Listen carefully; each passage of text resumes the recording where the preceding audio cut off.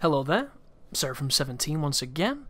This is my Dark Souls 3, Soul Level 1, New Game Plus 7, No Damage run. This is Irythll and Pontiff Sulyvahn. So, it may come as no surprise to you that the Boreal Valley is one of the hardest zones in the game. It's one of the most beautiful, but it's also one of the most deadly. And it's deadly for two reasons.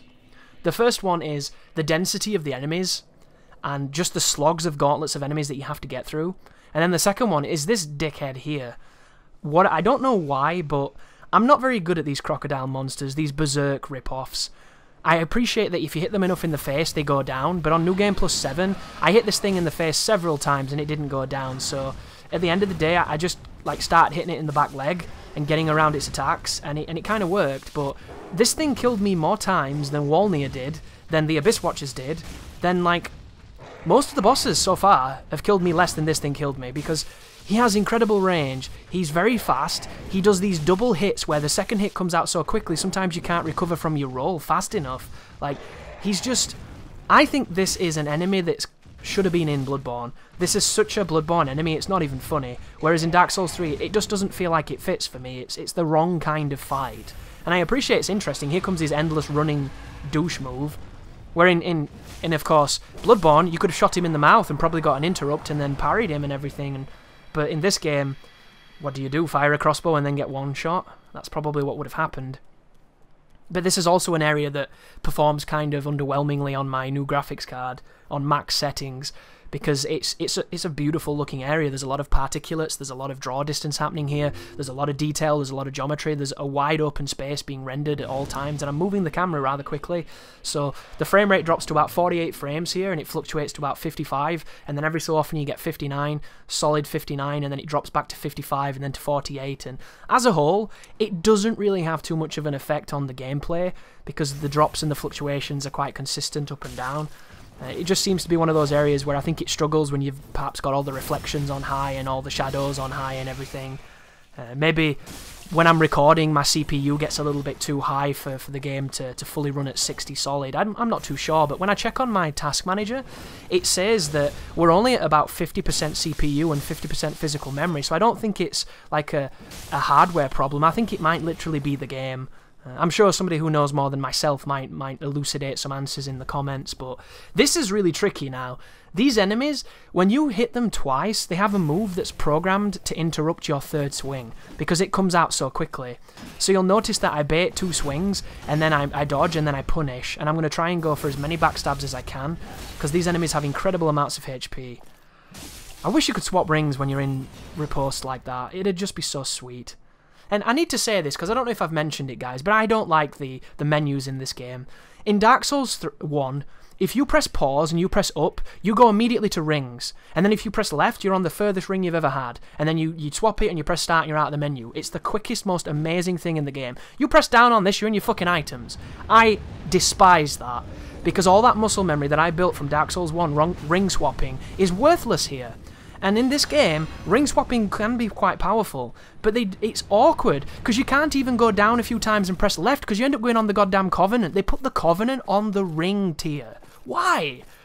If I could mod the space and put the rings beneath the consumables, I literally would, and the game would be objectively better, because it worked better for high-level menuing, and I get chased here by that guy, so can't hit the bonfire.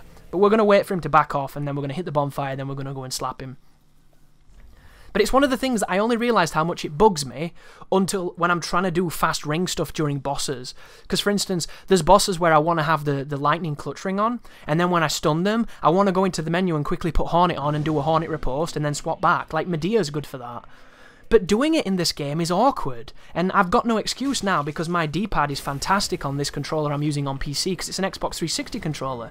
So the D-pad works fine on this one, ironically enough. So I have the capacity to do it, it's just the way they designed the menus on this game ruins the speed and the ergonomics of fast menuing, and it can still be done, but not like you can do in the first game. The first game, the menus were sublime for that, especially ring swapping. But there we go, we get revenge on him. I do a premature swing on a grave. I'm going to slap this invisible guy because he's invisible and he should feel bad. He tries to stab me, so he gets a quick anal inspection. And there he goes. So, speaking of menuing, here we are trying to swap Chloranthy for the cat ring so that I don't take any fall damage. I'm going to be fighting minimalist amount of enemies in this area, because this is the part that I think is really difficult. It's the area after the Silver Knights. There's just this cavalcade of dogs. There are so many dogs, there are these invisible mages.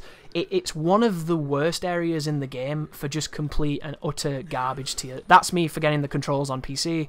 That's the proper jump. There we go. I still haven't gone into the key bindings. I'm just going to accept it that I'm going to fuck up a lot with the rolling and the jumping. But at least I don't jump when I'm trying to dodge. That's one of the best things about it. And that's something that kills me in Bloodborne all the time. Like right now, just then, doesn't look that impressive, does it? Because of what I've captured it in. I'm telling you guys, when you've got this at 1920, oh my god, it looks so fucking good. It looks so good. Just looking over there, the detail. Like I could actually see Archdragon Peak from where you're meant to use the seated gesture, whereas when I played my first time, all you could really see were like blurry mountains and something off in the distance, whereas this, I could see literal bricks. So good, so beautiful. As we push forward here and we get the bonfire, so it's a better run back. You might be noticing that I've also got the budding green blossoms on. It's been a failure of mine to be able to pop those with indiscretion, and I can, but I kinda don't use them in this run, and I don't use them because nobody uses them, do they, really? Because they're so hard to get. And I feel like if I use them too much, it might diminish the value of it. I used one just then. God, I love those. I love that animation. I love everything about that item. They should be purchasable. I don't know why they're not. It's one of those pet peeves of mine. But it's just... They're really good as well. When you look at the statistics on them, they're incredible. Like, the stamina that they give you is kind of awesome. I think it's better than Chloranthy 3. I think it's better than Crest Shield. I think it's probably the best in the game. Don't quote me on that because I haven't looked into it, but it looks really high. But this is when shit gets difficult. So I wanted to fight the Silver Knights because I like them, but I'm not getting arrowed from behind while I do it, so I'm going to bait him outside. And when we go outside, it gets dangerous because this is New Game +7, so this guy's got incredible HP. Here comes his potentially 3-hit slamming attack with good tracking. I'm going to sprint around it into backstab. I'm going to get one hit on Wake Up so that he doesn't hit me with his shield and get poise.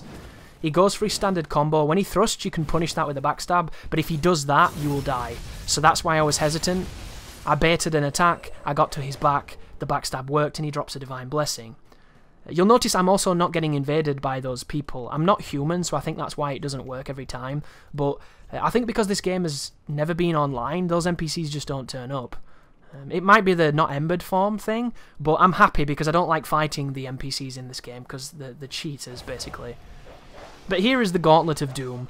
I died more times here than I did against Pontiff, which gives you an idea of how ridiculous this is. So I'm using Alluring Skulls because they're incredibly powerful. And I wish I could attack and fight everything, but I just kept getting clipped when I was doing it. The dogs themselves can sometimes be very easy and very stupid, and other times they're just like laser-guided missiles of despair. But I opened this shortcut. There's going to be a transition just there. I think it's coming up here as the bridge goes down. Yeah, there it was. And then this is me sprinting from that checkpoint because I didn't actually realise that, you know, when you do the shortcut and you climb the ladder on this left-hand side here, there is a mage that's put specifically so he can shoot you down this corridor. And I never even knew he could do this because he's never shot me before until I started doing this, and then he shot me a ton of times. A little bit like the Crystal Sage in the archives. I had no idea what that sage could do until I played this build where I couldn't kill him in one cycle. It was obnoxious. And that took a lot of doing. The Grand Archive's probably the hardest part of the game for no damage run, because there's so many enemies. And I didn't want to use too many Alluring Skulls, because in my opinion, the whole idea of not taking hits means that you were actually in a position to take hits, and the Alluring Skulls are too strong. They completely neutralise most of the game. But I think anybody can understand me using it on those dogs, because those dogs are a nightmare. And I get hit here, so there's going to be another transition. But this was wonderful, because I got 2 backstabs out of the unlocking animation, which I thought was really funny. So I kill him, and that douche hit me through the wall. So it's going to transition about there, and he's not going to be there, because of course it's reset. And now we're going to fight Pontiff. Once again, guys, this run is not about me showing you supreme skill, that I never take damage ever. I take damage a lot. This run is all about perseverance and just pushing forward and getting through. And having fun while you do it, because I do challenge runs for fun. I'm not trying to impress anybody. I'm not trying to say I'm the best player of anything. I'm trying to prove to myself that I can do something that feels at times like it's beyond my grasp. And that's what this is all about, as we parry Pontiff twice. So, this manipulation I'm doing here is the picture-perfect way to get 3 parries, but you need to be aware. If he doesn't take the bait, then this strategy is different and you'll have to act accordingly. But at this moment, this is picture-perfect Pontiff right now. 3 parries, a charged R2, a couple of hits as he summons the clone, and then we're going to need to do 2 more parries to finish him off. Luckily enough on PC, the frame rate does dip in this phase, but it's nothing like consoles. So here comes the laser. You can space that by running away, and then we're just going to try and bait the jumps. There's the directional one, so just either roll it or run it, either way will work. And watch what the clone does. The clone's going to telegraph what's coming. Here's the big slam. There's the parry. 2-hand to get max damage. There's the big damage. Be careful coming out of this animation because the clone can do some real bullshit to try and kill you. If he jumps up in the air, there's times you just cannot get away because the AoE is too big. Here's the running slam. Here's the parry. And this should be the end of the fight. And that looks like a really easy Pontiff, doesn't it? But it took maybe 10 to 15 attempts. But on PC, that fight is way, way better, because you can actually tell what's going on. It's really wonderful.